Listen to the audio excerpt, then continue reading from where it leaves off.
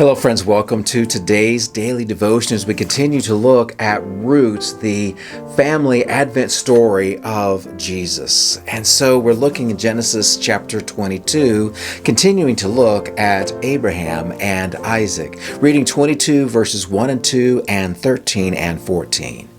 Hear now these words. Some time later, God tested Abraham. He said to him, "Abraham!" "Here I am," Abraham replied. Then God said, "Take your son, your only son whom you love, Isaac, and go to the region of Moriah. Sacrifice him there as a burnt offering on a mountain I will show you." Abraham looked up, and there in the thicket he saw a ram caught by its horns. He went over and took the ram and sacrificed it as a burnt offering instead of his son. So Abraham called that place, "The Lord will provide." And to this day it is said, "On the mountain of the Lord it will be provided."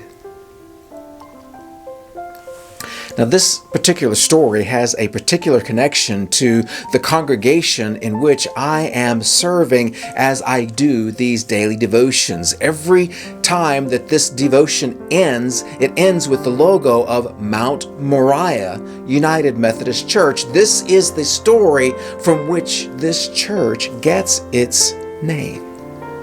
And this is a controversial story because people don't like this idea of God telling Abraham to sacrifice his son, Isaac. They think, how could God be that cruel? This story can't be true.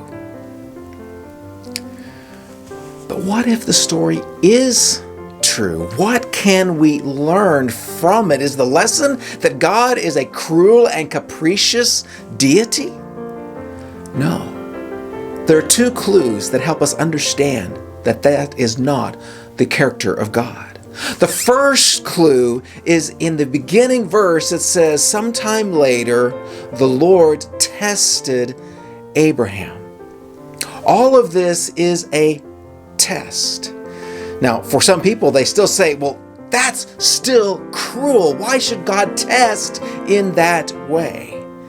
But as anybody who administers tests knows, the only true tests are the tests that absolutely challenge one to complete it.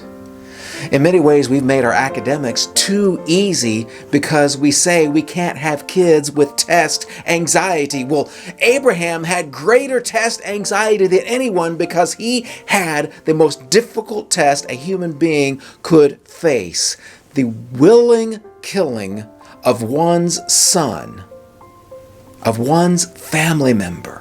But yet, Abraham trusts the goodness of God is greater than the testing of God. And so he and Isaac go to Moriah. They climb the mountain, and there Abraham is ready to sacrifice his son. He's at the point that his son is tied down. He's got the knife. He's ready to slit his son's throat when the angel of the Lord says, "Stop! You passed the test." And we get the second clue of God's goodness. Because immediately Abraham looks over, and caught in the thicket is the ram, the substitute for Isaac. And so the place is called God Provides, Jehovah Jireh. Jireh means God takes care of it.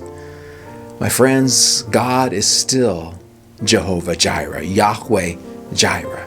God provides for you and for me, and God will test you and me. But there's a great verse in the New Testament that God is faithful. And any test, any temptation that attempts to overtake you, God will give you a way out of it. That's the kind of God we have. Kind, gracious, generous, goodness, and testing. May you pass whatever tests you face today. And I'll see you tomorrow for another daily devotion.